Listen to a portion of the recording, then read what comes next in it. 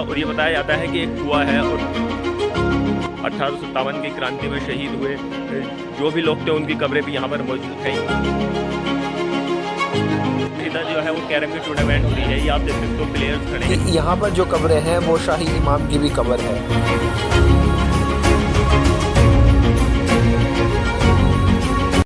Hello दोस्तों, तो स्वागत है आपका मेरे नए व्लॉग में। और आज मैं खड़ा हूँ दिल्ली में, और दिल्ली में मैं खड़ा हूँ तुर्कमान गेट पर। आप मेरे पीछे देख रहे होंगे ये तुर्कमान गेट है, और यहाँ से हम आपको लेकर चलेंगे एक ऐसी मस्जिद दिखाने जिसका इतिहास बहुत ही इंटरेस्टिंग है।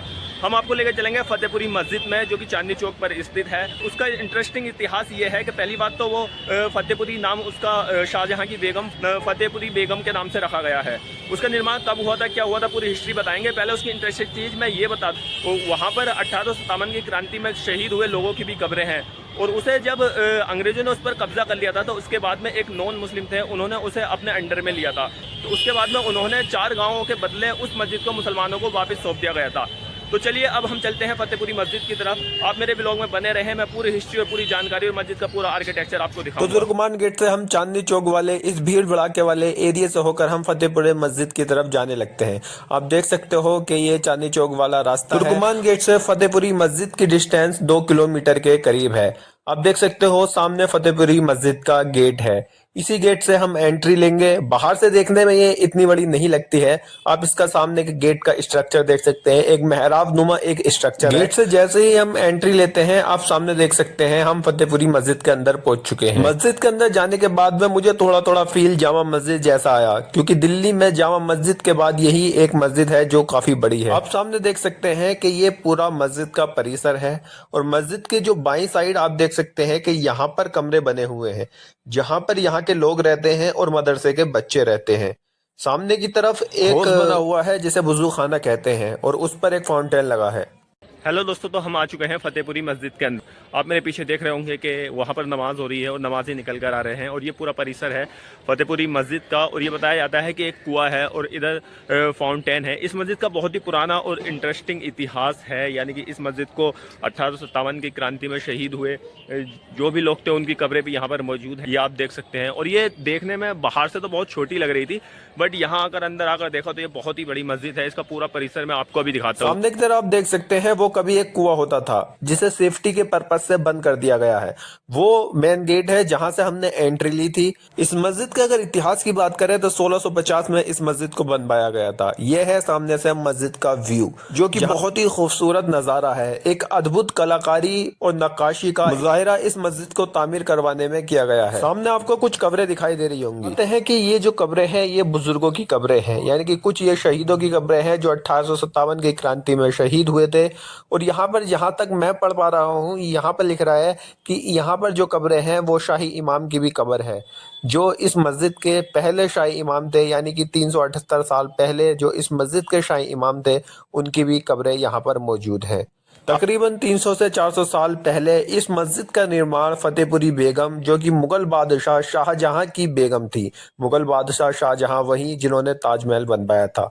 ये मस्जिद का आप मेहराब देख रहे होंगे, जो कि मेन एंट्री गेट है, यानी कि जो मुख्य द्वार है जहां पर नमाज होती है उसका है। ऊपर 2 मीनार हैं जो कि बहुत बड़े से मीनार हैं। इस मस्जिद जो ये मस्जिद फेमस है वो अपनी वास्तुकला से फेमस है। मुगल बादशाह शाहजहां के दौर में दिल्ली का नाम शाहजहानाबाद था, जो कि शाहजहानाबाद शहर विकास योजना के तहत ही इस मस्जिद का निर्माण करवाया गया था। बाद में इसका नाम दिल्ली पड़ा। शाहजहानाबाद जो कि मुगल साम्राज्य की राजधानी हुआ करती थी। मस्जिद की वास्तुकला मुगल शैली का प्रतीक है। मस्जिद लाल बलुआ पत्थर के ढांचों से बनी हुई है, जिसमें जटिल नक्काशी की गई है। यही चीज इस मस्जिद को खास बनाती है और मुगल आर्किटेक्चर के नमूने याद दिलाती है। अगर इस मस्जिद के इतिहास की बात करें तो इसका नाम जो है वो शाहजहां की बेगम फतेहपुरी बेगम के नाम से रखा गया है।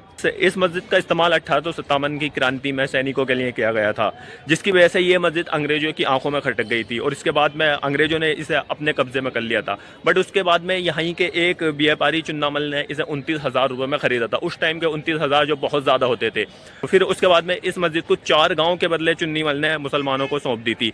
आज भी यहाँ पर नमाज होती है, और इसका पूरा स्ट्रक्चर और अंदर से और भी बहुत सारी चीजें, बहुत सारी जानकारी मैं आपको बताऊंगा। आप ब्लॉग में बने रहें। आप सामने की तरफ देख सकते हैं कि मस्जिद का ये वो वाला मेन गेट है जहां पर नमाज अदा की जाती है, तो यहीं से होकर जाते हैं। ये लाल बलुआ पत्थर से बनाया हुआ है और खूबसूरत आर्किटेक्चर से बना हुआ है।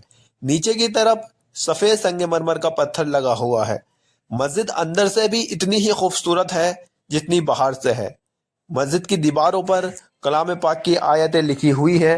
सामने की तरफ आप देख सकते हैं वो इमाम साहब वाला मेहराब है, जहाँ पर इमाम साहब नमाज पढ़ाने के लिए खड़े होते हैं। उस पर एक झूमर लगा हुआ है, ऊपर की तरफ भी झूमर लगा हुआ है और ये गुंबद के नीचे का स्ट्रक्चर है, जो कि एक ही इसमें बड़ा गुंबद है, बाकी छोटे छोटे गुंबद है। फतेहपुरी मस्जिद ने कई ऐतिहासिक घटनाओं को देखा है जिन्होंने इसकी धरोहर को आकार दिया है। 1857 की क्रांति में इस मस्जिद का महत्वपूर्ण योगदान रहा है, क्योंकि 1857 की क्रांति के दौरान इस मस्जिद में भारतीय फ्रीडम फाइटर और भारतीय सैनिकों ने अपने रुकने का स्थान बनाया था, जिसकी वजह से ये बात जब अंग्रेजों को पता चली तो उसके बाद में इस मस्जिद को अंग्रेजों ने जब्त कर लिया था। फतेहपुरी मस्जिद मुसलमानों के लिए एक महत्वपूर्ण धार्मिक स्थल बनी हुई है।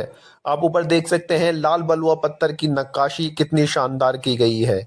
ये मस्जिद, जो कि जामा मस्जिद के बाद दूसरी बड़ी मस्जिद है। मस्जिद के अंदर वाले एरिया में बहुत सारे पिलर हैं और ये वैसे ही आकार के पिलर है जैसे आप और भी मुगलों की इमारतों में देख सकते हैं, जिसमें सबसे ज्यादा आपको कुतुब मीनार के परिसर में देखने को मिल जाएंगे। ऐसे ही बहुत सारे मीनार जो कुतुब मीनार के परिसर में मौजूद है। ये मस्जिद न केवल मुसलमानों के लिए ही महत्वपूर्ण है, बल्कि ये मस्जिद उन सब लोगों के लिए महत्वपूर्ण है जो इतिहास से मोहब्बत करते हैं और मुगल दौर के इस खूबसूरत आर्किटेक्चर का चमत्कार देखने का हौसला या जज्बा रखते हैं। ये मस्जिद का चारों तरफ का परिसर आप देख ही रहे होंगे और यहाँ पर जिस तरीके का आर्किटेक्चर और खूबसूरती के साथ ये मस्जिद उस दौर में बनाई गई होगी, तब किसी ने सोचा नहीं होगा कि ये मस्जिद आज पर्यटक स्थल बन जाएगी। मस्जिद के जो मेहराब पर और मस्जिद की मीनारों पर कुरान शरीफ की आयतें लिखी हुई है, जो कि खूबसूरत वास्तुकला से बनी हुई है। मस्जिद में आने के लिए 3 गेट हैं, एक जो आप सामने की तरफ देख रहे होंगे और दूसरा गेट जो मस्जिद के जो फ्रंट है उसके सामने की तरफ है। जैसे कि आपने बहुत सारी मस्जिदें देखी होंगी मुगल दौर की, जो कि ऊंचे टीले पर बनी होती है, मतलब इस स्थल से ज़मीनी स्थल से ऊपर की तरफ बनी होती है। वैसे ही ये मस्जिद भी ज़मीनी स्थल से ऊपर की तरफ बनी हुई है। इस मस्जिद के आप मेरे पीछे देख रहे होंगे 2 बड़े बड़े मीनार हैं और एक बड़ा सा गुंबद है। दरअसल इस मस्जिद में और भी बहुत सारी चीज़ें थी। मतलब उस टाइम पे 1857 की क्रांति जब हुई, इस मस्जिद में क्रांतिकारियों ने, भारतीय क्रांतिकारियों ने आकर पनाह ली थी। उसके बाद में ये मस्जिद अंग्रेजों की आंखों में खटक गई, यानी कि इस मस्जिद को अंग्रेजों का पता चला तो उन्होंने इस मस्जिद को खंडर बना दिया था। इस मस्जिद को उसके बाद में एक व्यापारी ने खरीद लिया था, तब इस मस्जिद में दोबारा से नमाज स्टार्ट हुई थी। सबसे इंटरेस्टिंग चीज जो इस मस्जिद की है वो ये है कि जब ये मस्जिद को अंग्रेजों ने अपने कब्जे में कर लिया था तो उसके बाद में इस मस्जिद को एक हिंदू व्यापारी ने खरीदा था। इस मस्जिद का निर्माण 1650 में करवाया गया था और इस मस्जिद में जो एंट्री के 3 गेट हैं, यानी कि 2 गेट आमने सामने और एक गेट जो मस्जिद के सामने वाली साइड है उसके सामने है। इस मस्जिद में काफ़ी सारे पर्यटक आते हैं और ये मस्जिद का पर्यटक स्थल भी बन चुकी है। अंदर से बहुत ही खूबसूरत मस्जिद है, जैसे कि मैंने आपको दिखाया है। अब मैं इसके ऊपर की तरफ चलते हैं। अब मस्जिद के ऊपर वाली साइड जाकर देखते हैं। मस्जिद के गेट के बाहर आकर जो बाहर की साइड से ये ऊपर को जाने का रास्ता है, ये रास्ता जो कि कुछ सीढ़ियों ऊपर को चढ़कर है, जहाँ पर मैंने देखा जाकर तो काफी सारा क्राउड वहां पर मौजूद था। मुझे नहीं पता था कि यहाँ पर क्या हो रहा है, बट मुझे पता चला है कि ये एक स्कूल भी है जो कि बेगमपुरी सीनियर सेकेंडरी स्कूल के नाम से है।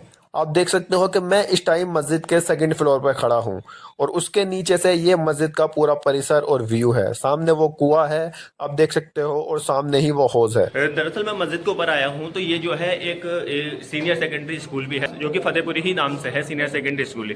और यहाँ पर आज जो है कैरम की टूर्नामेंट भी हो रही है, मैं आपको दिखाऊंगा। मैं मस्जिद के 2nd वाले फ्लोर पर खड़ा हूँ, आप पीछे देख रहे होंगे ये पूरे मस्जिद का ही परिसर है और इधर जो है वो कैरम की टूर्नामेंट हो रही है। ये आप देख सकते हो, प्लेयर्स खड़े हैं यहाँ पर। मैं अंदर जाकर भी इसे देखूंगा और आपको थोड़ी सी जानकारी दूंगा। मैं जब अंदर मौजूद एक कमरे में गया तो वहां जाकर देखा तो बहुत सारे कैरम और बहुत सारे क्राउड वहां पर मौजूद था। यहाँ पर कैरम टूर्नामेंट चल रही थी। आप देख सकते हो कि कितने सारे लोग और यहाँ पर कोच, एम्पायर और बहुत सारे प्लेयर मौजूद है। सामने आपको दिख रहा होगा बोर्ड, यानी कि ये ऑल इंडिया लेवल के टूर्नामेंट है, जो कि कैरम की टूर्नामेंट यहाँ पर चल रही थी। यहाँ पर वॉलंटियर मौजूद हैं और बहुत सारी टीम जो कि दूर दूर से यहाँ पर आकर कैरम खेल रही थी। पता करने पर बताया गया कि ये कैरम की टूर्नामेंट यहीं पर होती है। अब मुझे ये नहीं पता कि ये एरिया मस्जिद के अंदर आता है या ये स्कूल के अंदर। आप देख सकते हो ये मस्जिद के ऊपर से ही मैं आपको सारा व्यू दिखा रहा हूँ। अगर ये मस्जिद के अंदर आता है तो यहाँ पर कैरम और इस तरीके की टूर्नामेंट कराना बहुत ही गुनाह है। ये अच्छी बात नहीं है, बट खैर जो भी है, मैं फिलहाल आपको मस्जिद के बारे में ही बताता हूँ। आपको बता दूं कि इस मस्जिद में जो है मदरसा भी है, यहाँ पर बच्चे भी पढ़ते हैं और बहुत सारे रूम यहाँ पर बने हुए हैं। जैसा आप पीछे देख रहे होंगे, वो सारे रूम जो जितने भी पीछे पीछे वो सारे रूम बने हुए हैं, वो सारे रूम बच्चों के लिए हैं और यहाँ पर मदरसे की पढ़ाई होती है, कुरान शरीफ पढ़ाया जाता है। ये सारे हॉस्टल हैं, सब यहाँ पे मदरसे के बच्चे रहते हैं। ये हॉस्टल है, ये सारे रूम जो मदरसे के बच्चों के लिए बना रखे हैं। ऊपर भी हैं, बट ऊपर वाले बहुत पुराने से लग रहे हैं। ऊपर वाले ये देखिए आप, ऊपर की साइड इसके रूम हैं और किस तरीके का इसका कितना शानदार स्ट्रक्चर है। पीछे ही इसके फतेहपुरी सीनियर सेकेंडरी स्कूल है और उधर सामने की तरफ मेन गेट के ऊपर मैं आपको दिखा दूँ, वहाँ पर कैरम टूर्नामेंट हो रही थी जो मैंने आपको दिखाया। और आप जो सामने देख रहे हैं यहीं पर मदरसे की क्लासें लगती हैं। ये आप देख सकते हैं कि यहाँ पर तख्ती रखी हुई है और कारी साहब के बैठने की भी यहाँ पर जगह है। यहीं पर मदरसे की क्लासें लगती हैं। 1857 की क्रांति के बाद में दंड के रूप में इस मस्जिद को एक हिंदू व्यापारी लाला चुन्नामल को 29 रुपए में बेच दिया था, यानी कि अंग्रेजों ने नीलाम करा दिया था। उसके बाद में ये मस्जिद लाला चुन्नामल के ही अंडर में रही। पर कुछ दिन बाद लाला चुन्नामल ने 4 गांवों के बदले इस मस्जिद को मुसलमानों को वापिस सौंप दिया था। तब से ही ये मस्जिद मुसलमानों के अंडर में आई थी और इसमें अब 5 टाइम की नमाज होती है। पर यह मस्जिद की देखरेख ASI की अंडर में की जाती है। ये मस्जिद जो कि आज बहुत ही खूबसूरत मस्जिद बन चुकी है और एक पर्यटक स्थल भी बन चुका है। देश विदेश से इस मस्जिद को देखने के लिए पर्यटक आते हैं और इस मस्जिद की वास्तुकला को देखकर आश्चर्यचकित रहते हैं। आप देख सकते हैं कि कितनी खूबसूरत नक्काशी के साथ इस मस्जिद में काम किया गया है और ये उस दौर में तामीर की गई मस्जिद है जिस दौर में ना तो मशीनें थी और ना उतनी ज़्यादा सुविधाएं थी। लोगों के पास सिर्फ दिमाग था और हाथ पैर थे काम करने के लिए। ना कोई मशीन, ना कोई आर्किटेक्चर, ना कोई डिजाइनर, ना कोई कंप्यूटर, ना कोई डिजाइन। तो आज के ब्लॉग में दोस्तों सिर्फ इतना ही। मैं आशा करता हूं कि आपको मेरी ये पूरी वीडियो बहुत अच्छी लगी होगी। अगर आपको मेरी ये वीडियो अच्छी लगी हो तो मेरी वीडियो को लाइक करें, शेयर करें, कमेंट्स करें और मेरे चैनल को सब्सक्राइब करें। बहुत बहुत शुक्रिया।